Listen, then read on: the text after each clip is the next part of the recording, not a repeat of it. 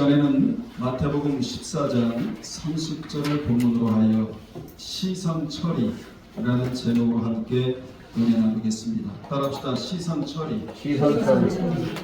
본문은 주님을 향한 시선처리가 잘못되면 세상이라는 바다에 빠져버린다는 교훈입니다.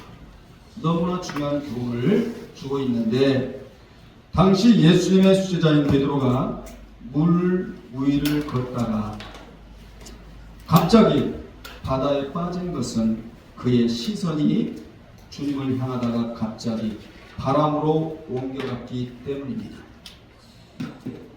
여러분, 시선이란 무엇입니까? 눈이 가는 방향을 말해요. 눈이 가는 방향.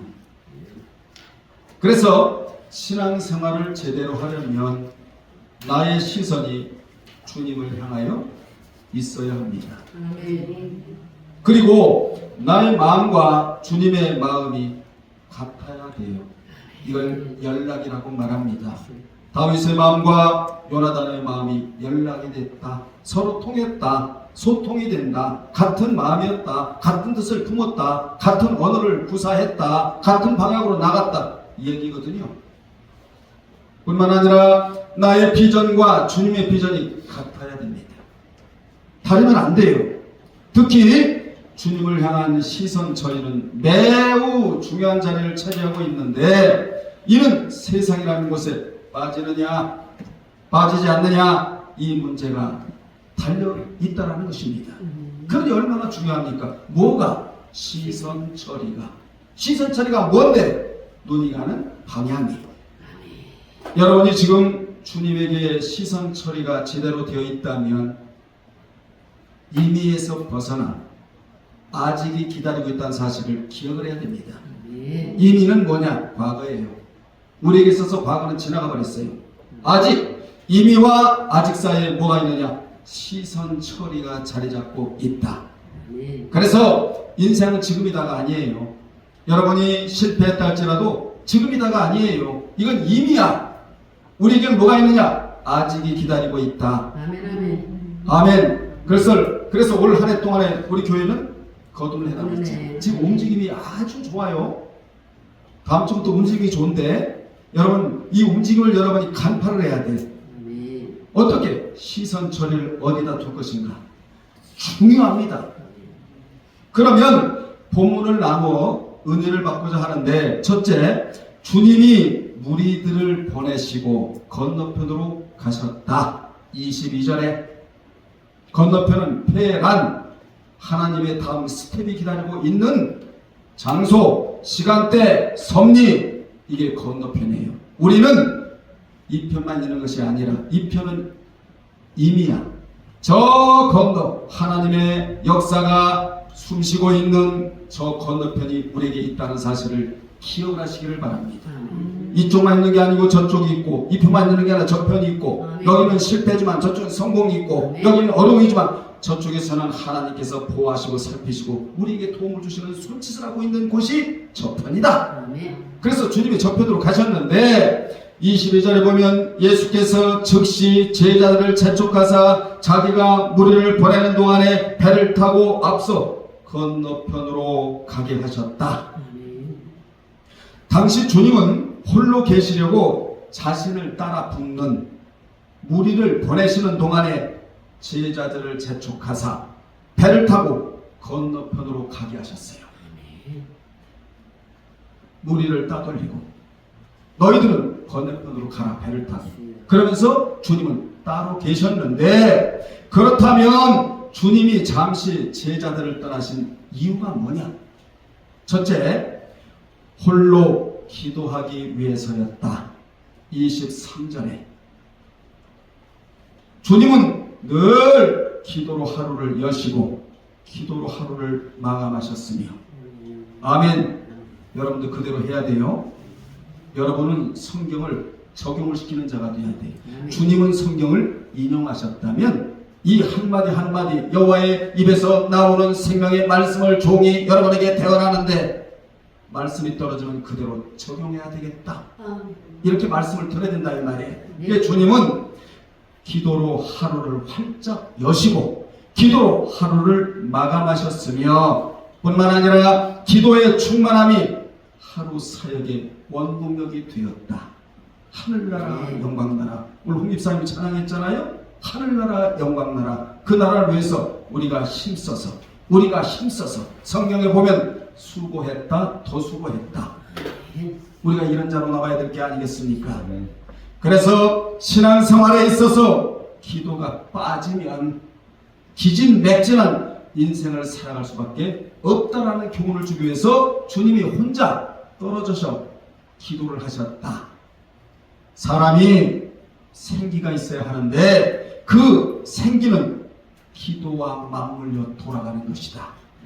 생기가 뭡니까? 활발하고 힘찬 기운을 생기라고 말하는데 이 생기가 혼자 따로 떨어져 있는 것이 아니라 기도와 맞물려 돌아갈 때, 기도와 맞물려 작동할 때 우리에게 뭐가 있느냐? 생기가 있게 된다는 것입니다. 그래서 생기에서 영어에 life라는 영어 단어가 나와. 삶, 생활, 생명, 인생이라는 life라는 단어가 생기에서 나온다는 사실을 기억하셔서 여러분도 하루를 기도로 활짝 여시고 기도로 하루를 마감하는 그런 분들이 되시기를 주의 이름으로 축원합니다. 두 번째, 바쁜 사역 중에서 잠시 휴식을 취하시기 위해서이다. 마가복음 6장 31절로 32절에 이런 말씀이 나오는데 주님은 기도가 바로 휴식이었다. 기도는 노동이 아니에요. 기도는 뭐냐? 영혼의 휴식이다. 영혼의 쉼이다.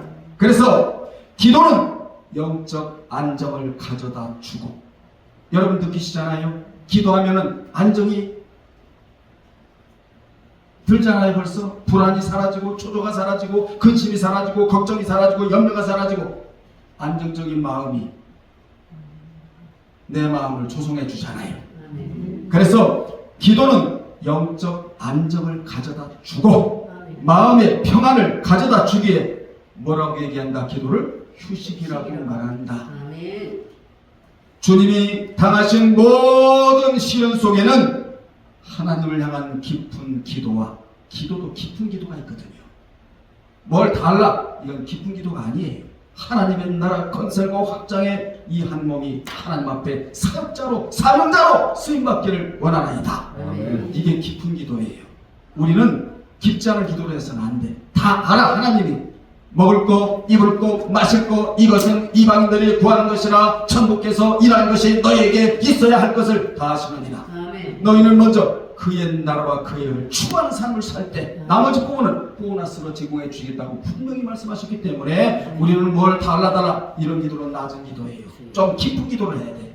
하나님 앞에 이 한 놈이 쓰임받기를 원하나이다.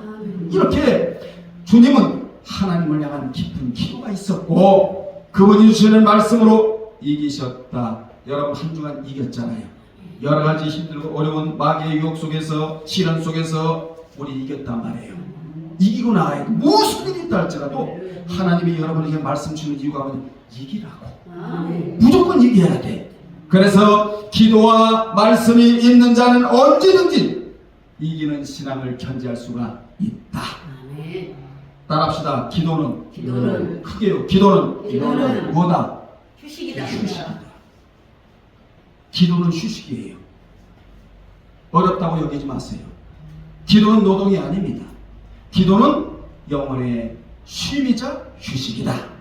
세 번째, 주님이 표적을 일으키시자 자신을 세상 왕으로 초대하려는 백성들의 흥분을 가라앉히기 위해서 주님이 홀로 계셨다. 요한복음 6장 15절에 자, 본절에 보면 무리들은 이라는 단어가 나오는데 무리들은 예수에 대하여 그릇된 메시아관을 가진 군중으로서 여러분이 신앙생활 하시면서 놓치지 말아야 할 관이 있어요. 생명관과 메시아관이에요. 생명관은 뭐냐? 지금 죽어도 나는 천국에 간다. 이 관을 누가 가져느냐? 스데반이 가지고 있었다. 나는 지금 이 세상을 떠나도 나는 하나님 품에 안긴다. 천국에 간 생명관과 메시아관, 저분이 나의 영혼을 구속해 주신 분이시다. 이 두 가지 관이 여러분 철저히 정립이 돼야 돼. 그런데 이 무리들은 메시아관을 잘못 정립하고 있었어요. 그래서 허다한 무리, 군중들, 별 볼 일 없는 무리였다 이 말이에요. 요한복음 6장으로 말하면 육신을 위한 보리떡으로 살고자 하는 무리들이었다. 중요한 말씀을 제가 드립니다. 이 말씀은 바로 우리에게 어떤 교훈을 주고 있느냐. 여러분이 신앙생활하면서 허다한 무리가 되면 안 된다. 별 볼 일 없는 무리가 되면 안 된다. 이걸 교훈해 줘요. 여러분은 영원히 있기에 하루를 살아도 생명떡으로 살고자 하여야 한다. 그런데 주님이 언제까지나 생명떡을 만들어주지 아니하시고 보리떡을 먼저 만들어주신 것은 보리떡 너머에 생명떡이 있다는 사실을 주님이 알리시려고 보리떡을 먼저 만들어주셨거든요. 그런데 주님이 이 보리떡쟁이들에게 이런 말씀을 하셨어요. 내 살을 먹고 내 피를 마시는 자는 영생을 가졌고 잃고 소유하고 마지막 날에 내가 그를 뭐하리라? 살리시리라. 요한복음 6장 54절에서 이렇게 말씀하셨는데 여기 살과 피를 먹고 마시는 행위는 그분의 대속적인 죽음 자체를 믿음으로 받아들이라는 의미와 여러분 이걸 믿음으로 받아들여야 돼요. 아멘 합시다. 또한 그리스도와 완전한 연합 혹은 합의를 의미해요. 합일. 그분과 하나라는 거지요. 그런데 보리떡만 추구하는 자들에게 있어서 그 진리는 받아들일 만한 준비가 전혀 되어 있지를 않았다. 말씀도 누가 받아들이냐? 받아들일 수 있는 준비가 되어 있는 자가 말씀을 받아들이지 아무나 받아들이지를 않아요. 여러분들이요 말씀을 안 받아들이면 그게 바로 사탄입니다. 다른 게 사탄이 아니에요. 하나님의 말씀은 창조, 능력, 권능, 역사, 치유, 축복 안 들어있는 게 없습니다. 전혀 말씀을 받아들일 수 있는 준비가 되지 않았다는 거예요. 어디에서? 요한복음 6장 60절로 61절에서 그렇게 보리떡쟁이들은 주님의 말씀이 너무나 어렵다. 너무나 어렵다. 수군거렸어요. 너무나 어렵다고. 여러분 주님이 말씀하시면 그 말씀이 약이 되고 그 말씀이 생명이 되고 그 말씀이 교훈이 되고 그 말씀이 도전이 되고 이렇게 받아들여야지. 너무 어려워 이 말씀이. 서로가 수군거렸다 이 말이에요. 어디에? 요한복음 6장 66절에서 이같이 육신의 양식으로만 살고자 하는 자는 주님의 진리의 말씀이 너무 어렵게 들린다는 거예요. 여러분들이요 신명기 30장 11절에 보면 하나님 말씀이 먼 것도 아니고 하나님 말씀은 무거운 것도 아니다. 하나님이 여러분에게 짐을 지워 주시고자 하시는 분이 절대로 아닙니다. 주님은 솔직한 마음을 우리에게 성경을 통하여 말씀해 주시는데 평안히 살기를 원한다. 평안히 살기를 원한다. 주님이 첫째 보호해 주기를 원한다. 주님이 은혜 주시기를 원한다. 주님이 축복해 주시기를 원한다. 주님이 평강과 함께 살기를 원한다. 이런 말씀을 해주셨어요. 그런데 이들은 너무나 어렵다. 이 말이 이 진리가 너무나 어렵다. 왜냐하면 떡은 눈에 보이지만 이거는 바로 현상이야. 여러분들이 보이지 않는 본질이 뭐냐? 말씀이다. 영의 양식은 보이지를 않아요. 떡은 보여. 보이는 떡을 추구했다. 그러나 보이는 떡도 보이지 않는 떡에 의해 만들어진다는 사실을 여러분 기억하시기를 바랍니다. 그래서 성경을 보면 어느 시대든지 별 볼 일 없는 무리들은 넘쳐났지만 주님의 12 제자 같은 사람들은 소수에 그쳤다. 저는 이런 말씀을 뼈에 넣고 목회를 하고 있는 겁니다. 세상은 항상 다수에 의해 이끌림 바 되고 다수가 승리하는 것 같지만 절대로 그렇지 않습니다. 우리 하나님은 언제나 영생의 말씀이 주께 있사오니 우리가 누구에게로 가오리까? 요자하고 같이 복복을 맞추고 요자하고 같이 사역을 감당하며 요자에게 복을 주시고 능력을 주셔서 함께 일하시기를 원하시는데 그 자가 누구냐? 영생의 말씀이 주께 있사오니 내가 어디로 가리까? 이런 자들을 주님이 가려내시기를 원하신다는 사실입니다. 아멘. 이런 자는 소수이다. 다수가 아니에요. 하나님은 그런 자에게 은혜와 능력과 권능과 축복을 주셔서 함께 일하시기를 그토록 원하시고 계신다. 아멘. 주님이 즉시 제자들을 재촉하여 무리를 보내신 것은 그들과는 아무 일도 할 수 없다는 의지를 드러내신 것이다. 주여. 이같이 무리는 한마디로 말하면 별 볼 일이 없다. 그러면 여러분은 어떤 무리입니까? 오늘 영상을 보는 모든 분들은 어떤 무리입니까? 영생의 말씀을 소중히 여기는 무리들입니까? 아버지. 말씀의 가치를 전혀 모르고 받아들이지 않는 무리들입니까? 오늘 하나님이 여러분에게 묻는 거예요. 물으시는 거야. 어떤 무리냐 이 말이에요. 소수이냐 다수이냐. 사랑하는 여러분들이여, 누가복음 12장 32절에서 주님이 기가 막힌 말씀을 해주시는데 적은 무리에게 천국을 주시기를 기뻐하신다. 아멘. 다수 천만에 적은 무리에게 천국을 주시기를 기뻐하신다는 거예요. 아멘. 여러분은 적은 무리 속에 들어가야 됩니다. 아멘. 보리떡쟁이 속에 들어가면 망합니다. 아멘. 생명떡 속에 들어가야 된다 이거예요. 아멘. 아멘 합시다. 아멘. 두 번째, 밤 사경에 예수께서 바다 위로 걸어서 제자들에게 오셨다고 25절에서 말씀해주고 있는데, 당시 배가 이미 육지에서 술이나 떠나서 바람이 거스름으로 물결을 말미암아 고난을 당하였는데 24절에서 분명 고난이에요. 그때가 바로 밤 사경인데 그때 예수께서 바다 위로 걸어서 제자들에게 오셨어요. 아멘. 주님은 제자들의 순환을 보시고 깊은 밤 거친 물결도 마다하지 않으시고 물 위를 걸어 제자들을 찾아오셨다고 아멘. 말씀해주고 있는데, 우리는 이 밤 사경이라는 단어에 주목을 해야 돼요. 밤 사경, 밤 일경은 오후 6시부터 9시까지를 일경이라고 하고, 제 2경은 오후 9시부터 12시까지를 이경이라고 하고, 3경은 오전 3시부터 3시까지를 3경이라고 말하고, 오전 0시부터 3시까지. 여러분, 밤 12시가 지나면 0시라고 그러죠? 0시에서 3시까지를 3경이라고 말하고, 4경은 오전 3시부터 오전 6시까지를 4경이라고 말합니다. 이같이 주님은 3시경 오셨다. 이렇게 많은 학자들이 추정을 해. 3시 오셨다. 여러분 생각해 보세요. 3시면 깊은 잠에 빠질 때예요. 그런데 성경은 왜 주님이 밤 사경에 3시에 오셨다고 기록을 하고 있느냐? 주님은 참도 주무시지 않고 바람이 거스름으로 물결로 말미암아 고난을 당하는 제자들을 보호하시고, 아멘.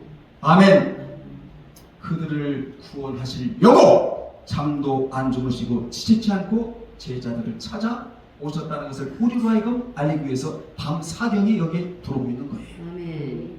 여러분은 주무시잖아. 3시에. 주님은 주무시지도 않으세요. 이거 알아야 돼. 이거 알아야 오늘을 견디는 거예요. 아멘. 이걸 알아야 오늘 여러분이 승리하는 거예요. 아멘. 왜냐? 그분을 백그라운드로 우리는 여기고 살아갈 수가 있으니까. 아멘. 우리에게는 든든한 백이 있단 말이에요.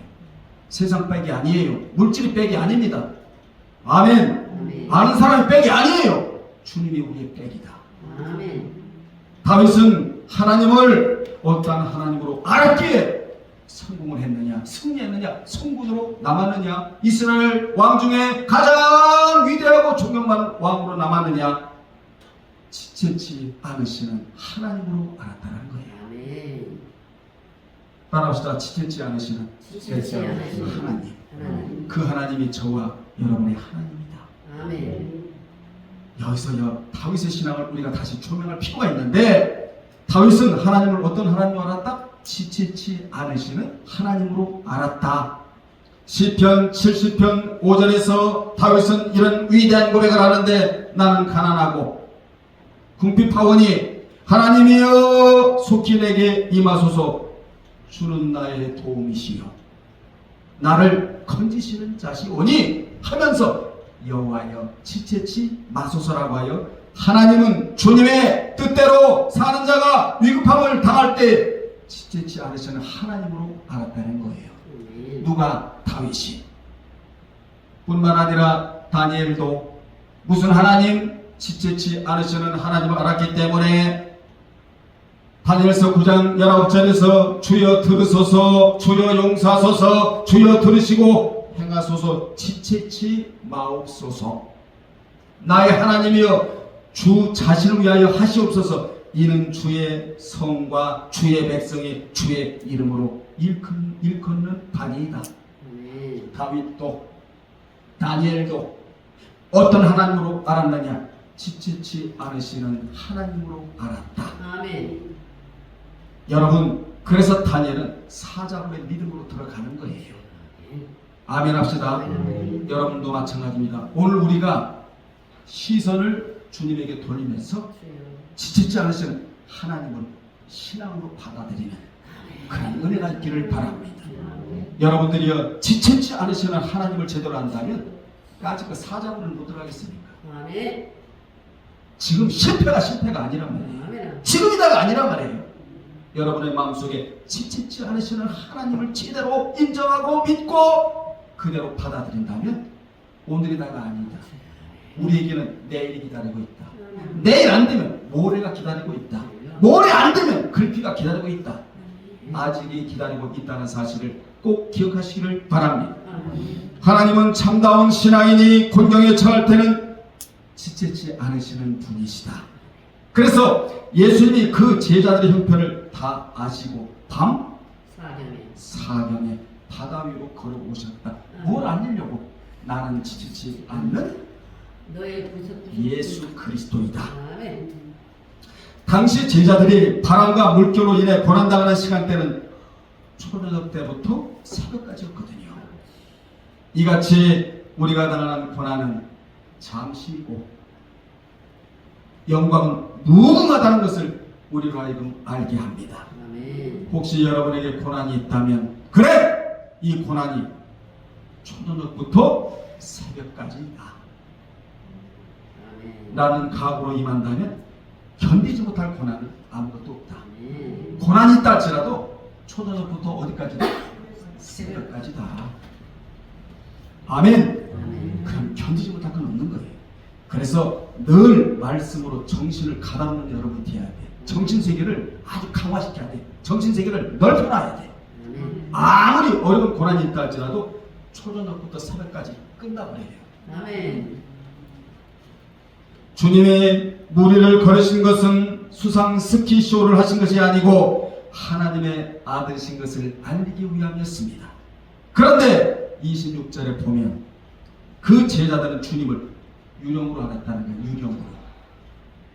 제자들은 살려주시려고 오시는 예수님을 죽이러 오는 유령인 줄 알고 무서워하였답니다. 그래서 여러분이 성경을 정확히 알아야 하고 주님에 대해서 정확히 알아야 할 이유가 여기 있다. 여기 유령은 죽은 사람의 넋이거든요. 헛개비, 즉 기력 따위가 허하여 눈앞에 있지 않은 것이 있는 것처럼 보였다라는 거예요. 제자들의 눈에는 어느 누구나 지체치 않으시는 주님을 모르고 믿음이 없을 때는 이런 현상이 나타날 수밖에 없다. 지금 여러분 앞에 나타나는 현상이에요.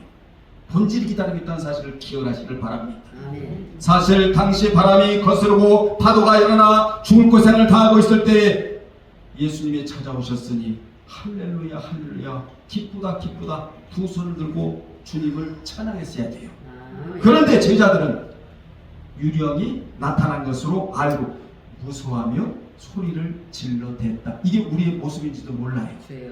오늘 여러분은 또 말씀을 들으면서 눈의 방향, 주님에게 딱 방향을 설정을 하시고 네. 우리 하나님 어떤 하나님? 지체치 않으시는 하나님을 믿음으로 받아들인다면 아멘. 여러분 앞에 있는 고난이 초저녁에서 새벽으로 끝나버린다. 아멘. 여기까지 딱 여러분 정립을 하시고, 자 그러면 제자들이 이렇게 된 것은 왜 이렇게 됐느냐? 두 가지인데, 예수님이 제자들을 얼마나 사랑하고 있는지 고난당할 때 찾아오시고 건져주시는 주님이심을 깨닫지를 못했다. 오늘 권사님한테 제가 얘기했잖아요. 성경을 읽고 깨닫고 적용하고, 아멘. 이게 돼야 돼. 아멘. 읽고 깨닫고 적용하고. 아멘. 아멘. 이러면요 세상이 감당치 못할 자가 되는 거야. 아멘. 두 번째, 주님을 사모하고 주님께 부르짖지 않고 주님의 만능을 믿지 못한 까닭이었다. 주님은 믿어드린 만큼 역사하시는 분이에요. 아멘. 주님께 맡겨드린 만큼 맡아주시는 분이에요. 아멘. 그분을 천으로 인정해드리면 천이 여러분에게 능력으로 다가와.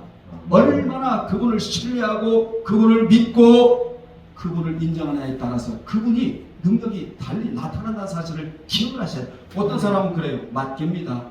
여러분들이요 10을 맡기면 10밖에 안 맡아주세요. 100을 맡긴다. 그분이 100을 맡아주세요. 이걸 알아야 돼요. 제자들의 일한 것을 확실히 깨달았다면 주님이 오실 때 얼마나 반가이 영접할 수 있었겠습니까? 그러나 예수님이 오실 것은 생각지도 않았기 때문에 예수님을 유령이라고 생각을 했다는 것이죠. 헛개비, 사람의 죽은 넋. 자, 주님은 그들을 살려주시려고 오셨다. 죽이러 오신 것이 아니다. 그래서 교회는 어떤 곳이냐? 살리는 곳이다. 아멘. 죽이는 곳이 아니에요. 하나님이 구원시켜 놓은 영혼들을 천국에 보내는 곳이 교회이다. 아멘. 그래서 우리는 주님에 대해서 잘 알아야 된다. 알려면 어떻게 해야 된다? 배워야 한다. 아멘. 아멘. 아멘. 자, 27절로 갑니다. 두려워하는 제자들에게 주님이 말씀하십니다. 안심하라! 예수께서 네. 즉시, 여러분 마태 마가복음에, 특히 마가복음은 곧바로 즉시, 이런 단어가 보통 단어가 아니에요. 하나님이 내가 위급한 상황에 처했을 때 하나님이 쓰시는 단어가 곧바로 즉시, 아멘. 이런 걸 다 믿어야 돼. 아멘. 아멘. 여기도 즉시 이르시되 안심하라. 나니 두려워하지 말라. 아멘. 예수님께서는 두려워 떠는 자들을 향해 언제나 안심하라고 하셨습니다. 우리도 두려워 떠는 자를 향해 안심하라고 해야 믿음이 있는 자예요. 아멘. 고통과 시련의 와중에서 등장하신 예수님의 출현은 곧 그들의 구출이었습니다. 그러므로 우리가 당한 고난의 와중에서도 구원의 길은, 구출의 길은 항상 열려 있다. 아멘. 아멘. 사도행전 27장 25절에 보면 사도 바울도 배가 파산하려고 할 때 안심하라. 여러분들이 안심하시오. 나는 하나님께서 어젯밤에 내게 말씀하신 그 말씀을 나는 그대로 믿소. 아멘. 그 말씀이 어떤 말씀입니까? 사도 바울이 하나님 앞에 기도할 때 너는 바다에서 죽을 자가 아니라 저 육지 로마에 가서 로마 황제 카이사 앞에 가서 복음을 전할 자다. 바다에는 죽을 환경이지만 나는 바다에서 죽을 자가 아니다. 육지에 가서 주의 복음을 전할 나이다. 아멘. 이걸 그대로 믿었다는 거예요. 그러니까 입에서 뭐가 나와? 안심하시오. 안심하시오. 여러분 안심하세요. 아멘. 히브리 기자도 믿음의 선진들을 의식하고 히브리서 12장 1절에 2절에 보면 예수님을 바라보고 3절에 보면 생각하고 살라고, 의식하고 바라보고 생각하고 살라고, 이렇게 살면 신앙의 경주생활을 할 때 외식, 체면, 가면, 나태함, 시기, 질투라는 외투를 싹 벗어버리고 달려갈 수가 있다고. 아멘. 아멘. 이거 싹 여러분이 버려야 돼.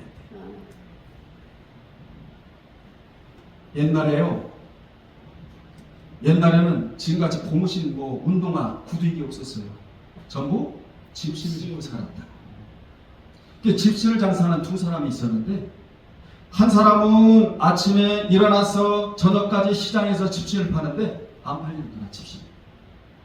근데 한 사람은 오후 늦게 가서 팔아도 금방 팔고 돌아와. 한 사람은 안 팔려. 한 사람은 잘 팔려. 이 이유가 어디 있느냐? 가자마자 집시를 판 사람은 아버지가 집시를 만들어주는데 아들이 비결을 물었대. 아버지, 어떻게 아버지가 만들어준 집시를 가지고 시장에 가서 팔면 순간에 팔립니까? 근데 아버지가 이제 연세가 많으시고 이제 곧 세상을 떠나기 직전인데 마지막으로 내가 너에게 비밀을 하나 알려주겠다. 여러분, 그 음식의 비법은 시어머니가 며느리에게도 안 알려줘요. 마지막에 알려줘. 이 아버지가 마지막에 큰 소리치며 떠나는데 그 비결을 알려주기를 잔털 그러고 떠났다는 거예요. 잔털. 이게 뭐예요? 집신을 만드는데 잔털 있잖아요. 깨끗하게 아주 잔털 하나도 없이 깨끗하게 만들어 주니까 이게 가서 파는 거야. 그런데 아침부터 저녁까지 집신을 판 사람은 잔털을 깎았을까 안 깎았을까? 지저분한 거야 집신이. 그러니까 안 나가는 거야. 여러분 뭐 집신 파는 사람이 수십 명 있겠어요? 2명 3명밖에 안 되겠죠? 잔털을 깨끗하게 제거하는 거야. 잘 팔리는 거야. 근데 안 팔리는 건 그냥 잔털이 다 붙어 있는 거야. 무슨 교훈이야? 우리의 신앙생활은 경주생활이에요. 아멘. 마라톤이야. 아멘 합시다. 아멘. 여기를 달려가야 되는데 잔털을 깎아야 돼. 그게 뭐냐? 시기, 질투, 나태함, 또 체면, 가면. 이거 잔털싹 깎아내야 돼. 그래야 달려갈 길을 달려갈 수가 있다. 이 엄청난 교훈을 주고 있는 겁니다. 히브리 12장 1절, 2절, 3절에서 봐라. 두 번째로, 첫째, 의식하라. 누구를? 믿음의 선진들이 여러분 신앙생활하고 있는 것을 지금 보고 있다. 이걸 의식을 하라는 거야. 아브람도 보고 이삭도 보시고 야곱도 보시고 히브리 기자도 보시고 이걸 의식하라. 아멘. 크게 해요. 의식만 하고 있지 말아라. 주님을 바라보라. 아멘. 그리고 그분을 생각하면 신앙의 경주생활에서 잔털을 제거할 수밖에 없다. 그게 뭐냐? 외식, 체면, 가면 이거 싹 잔털을 다 제거를 해야 된다. 그래야 신앙의 타락할 길을 타락할 수가 있다. 얼마나 여러분 이 진리가 얼마나 우리에게 고상하게 강합니까? 이정을 깨닫고 사도 바울은 자기가 가지고 있던 모든 지식을 배설물로 여겼다. 이런 말을 하는 거예요. 베드로는 주여 만일 주시어든 나를 명하사 무리로 오라 하소서라고 28절에 다같이 시작. 베드로가 대답하기 이르되 주여 만일 주님이시거든 나를 명하사 물 위로 오라 하소서하니 이 말은 베드로가 주님인지 아닌지를 의심해서 한 말이 아니고 과연 주님이시기에 주님이 물 위로 걸어오시고 그 주님이 지금 나를 오라 하시면 나도 물 위를 걸어갈 수 있다는 믿는 믿음에서 나온 말이에요. 베드로는 고백은 잘해. 그 뒤가 또 문제, 행동이 문제예요. 자, 29절에 예수님은 절대적 능력자이신 동시에 그 능력을 남에게 부여해 주실 수 있는 권리까지 갖고 계신다는 교훈을 29절에서 주고 있는데 한번 읽어볼까요? 오라 하시니 베드로가 배에서 내려 물 위로 걸어서 예수께로 가되 주님은 베드로에게 물 위로 걸어서 오라고 하시자 베드로는 배에서 내려 물 위로 걸어서 예수께로 갔어요. 여기서 주는 중요한 교훈은 또 크다 하겠는데 우리는 세상이라는 배에 빠져 있으면 안 되고 배에서 내릴 수도 없고 배에서 내려야 주님이 마련해 놓으신 능력의 길로 걸어갈 수 있다는 교훈입니다. 아멘. 세상에 빠지지 마세요. 세상이라는 배에 빠지면 안 된다는 거예요. 그럼 배에서 내릴 수도 없어요. 빠지면 못 내립니다. 배에서 내려야 주님이 마련해 놓으신 능력의 길로 걸어갈 수가 있다. 아멘. 어디서 열왕기상 18장 46절에 보면 엘리야는 여호와의 능력으로 이스라엘로 가고 아합은 마차 타고 출발하였지만 먼저 출발했지만 누가? 아합이. 여러분 엘리야는 출발이 늦었어요. 누구보다? 아, 아합보다. 근데 도착은 아합보다 빨리 달려갔다. 자, 믿는 자도 마차 타고 신앙생활하는 자가 있고 여호와의 능력을 힘입고 신앙생활하는 자가 있다. 여러분 마차 타고 신앙생활하지 마십시오. 소리가 요란해. 마차는 노이즈 소리가 다 시끄러워. 여호와의 능력이라는 능력의 열차를 타고 마차를 앞서가시는 여러분이 되시기를 주의 이름으로 축원합니다. 베드로는 주님이 오라고 하시자 배사 내려 물 위로 걸어 주님께로 걸어갔는데 이같이 주님은 자신의 능력을 주의 뜻대로 살고자 하는 주님의 능력을 힘입고 주의 뜻대로 살고자 하는 작은 영웅들에게 부여해 주시는 분이시다. 아멘. 이 능력은 인간에게는 없습니다. 오로지 주님에게만 있다. 아멘. 그 능력을 주님이 오늘 여러분에게 주시기를 원하시는데 누구에게? 그분의 능력을 힘입고 주의 뜻대로 살고자 하는 작은 영웅들에게. 아멘. 따라합시다. 나는 나는 주님의 작은 뭐다? 영웅 영웅. 히어로지? 작은 영웅. 중요한 거예요. 로마서 16장에 동역자들, 문안의 대상자들은 주의 능력을 힘입고 주의 뜻대로 살고자 하는 작은 영웅들이었다. 앞으로 예배드리는 이 자리에서 여러분은 작은 영웅들이 되시기를 주의 이름으로 축원합니다. 아멘. 자, 여기까지는 베드로가 전혀 문제가 없어요. 문제가 없는데 그런데 다음 9절 30절부터 문제가 발생을 하는데 그 이유는 주님을 향한 뭐가 시선 처리가 잘못되었기에 그의 신앙에서 고장이 나버리는 겁니다. 오늘 여러분의 시선을 점검하십시오. 아멘. 시선 처리가 잘못되면 신앙이 고장 나버려요. 신앙은 절대로 고장나서는 안 됩니다. 아멘. 문제를 발생시켜서도 안 돼요. 끊임없이 우리는 전진해 나가야 한다. 아멘. 아멘. 세 번째 30절입니다. 베드로는 바람을 보고 무서워 빠져버렸대요. 바람을 보고 무서워 빠져가는지라 소리질러 이르되 주여 나를 구원하소서 하니 이 자리에 와서 베드로의 신앙에 심각한 균열이 온 거예요. 이는 주께 시선을 두지 않고 바람에 시선을 두었기 때문이다. 중요하죠 여러분? 아멘. 중요한 거예요. 오늘날 세상에 빠져 허우적대는 이유가 여기에 있다. 점검하세요. 점검하시라고. 아멘. 베드로는 물 위를 걸을 수 있는 능력을 주로부터 받았으니 오직 주만 바라보았어야 한다. 그럼에도 불구하고 바람적, 세상적, 인간적 두려움과 욕망의 눈으로 세상을 보았으니 시련의 물속으로 가라앉아 숨 막힐 수밖에 없었다는 것입니다. 아멘. 우리는 주님이 주시는 능력을 세상에 빠뜨리면 안 되고 세상을 이기는 것에 사용해야 한다. 아멘. 아멘. 그래서 믿는 자가 예수님만 바라보고 믿음으로 나아가다가 세상을 바라보면 사람의 생각을 따라 염려와 걱정이 들어오고 또 유혹이 들어올 수밖에 없어요. 주님을 바라보지 않으면요 마귀가 꼭 이런 것들을 집어넣어요. 우리는 오직 주님만 바라보고 아멘. 그분으로 인하여 즐거워하면서 아멘. 그분을 바라보고 갈 때 마음도 평안하고 아멘. 물 위로 걸어가도 아멘. 빠지지를 않는다. 아멘. 아멘. 여러분은 절대로 물에서 빠지면 안 된다. 안 된다. 아멘. 걸어가야 한다. 아멘. 자, 이걸 다 어떻게 하겠습니까?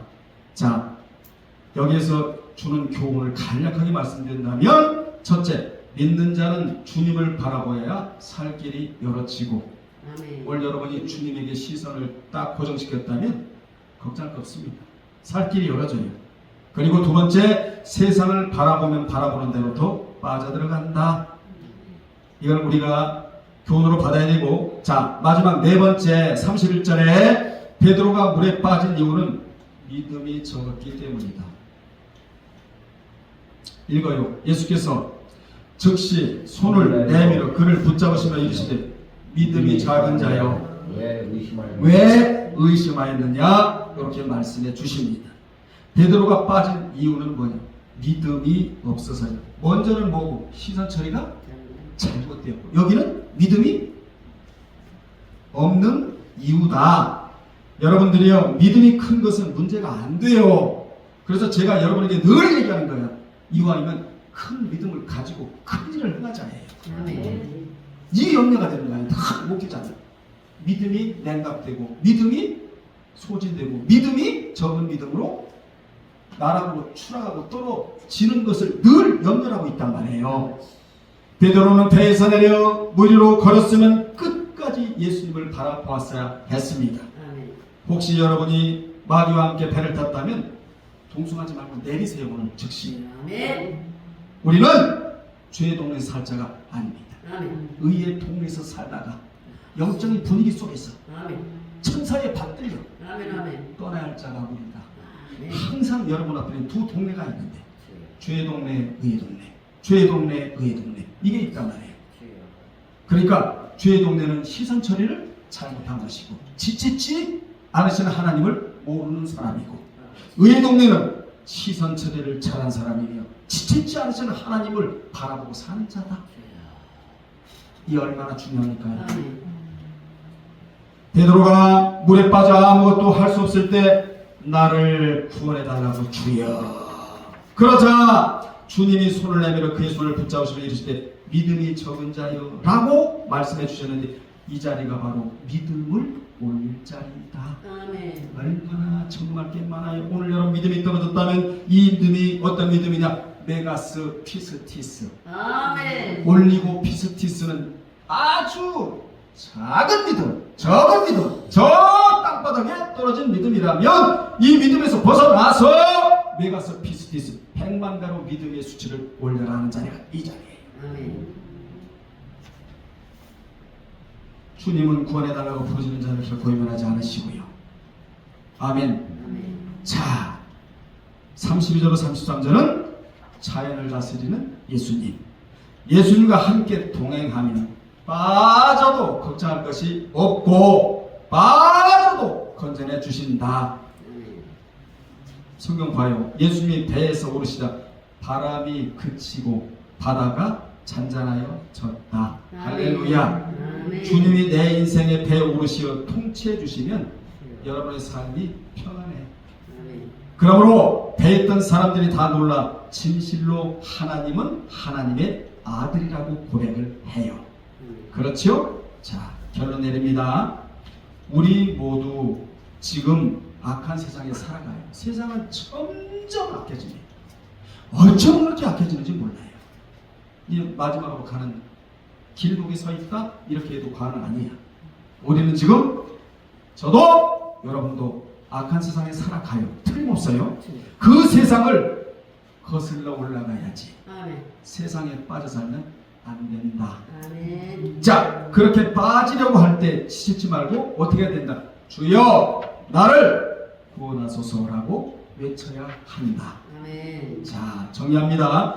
우리는 늘 내 자신이 악한 세상에 빠져들어가고 있는지 그 세상을 거슬러 올라가 사는지를 점검해야 합니다. 아멘. 오늘 여러분은 무엇에 관심을 가지고 있으며 무엇에 시선을 뺏기고 사는가 오늘 점검하시고 다시금 시선을 정리하세요. 아멘 합시다. 아멘. 그러면 우리는 악한 세상에서 살아가면서도 세상이 웬일입니까? 나를 붙들어 주실 분이 계신다는 거예요. 아멘. 이건 굉장히 중요합니다. 그죠? 여러분 지금까지 살아오면서 누가 나를 붙들어 주는가요? 사람은 붙들다가 또 놔버려요. 자기 유익을 위해서라면. 주님은 그런 거 따지질 않아요. 나를 붙들어 주실 주님이 곁에 계신다. 이 얼마나 든든하냐 이 말이에요. 아멘. 그래서 주님이 나를 붙들어 준다는 것은 악한 세상에서 건져 주시겠다는 사인이다 그 말입니다. 아멘. 마지막에 여러분은 이 길에 주인공들이 되시기를 주의 이름으로 축원합니다. 아멘. 기도하겠습니다. 살아계신 주 하나님 감사 영광 찬양 존귀를 올려드리나이다. 나를 붙잡아 주실 주님이 곁에 계신다는 것은 너무나 다행이고 너무나 행복입니다. 아버지 하나님, 오늘 이 시간 우리 성도들과 이 영상을 보는 모든 분들의 시선이 주님을 향하게 하여 주옵시고, 지치지 않으시는 주님이 내 편이라는 사실을 다시금 되새기는 귀한 복된 시간이 되게 해주심을 진심으로 감사드리오며, 주는 그리스도시요 살아계신 하나님의 아들이심을 믿사오며 예수님의 이름으로 기도드리옵나이다. 아멘.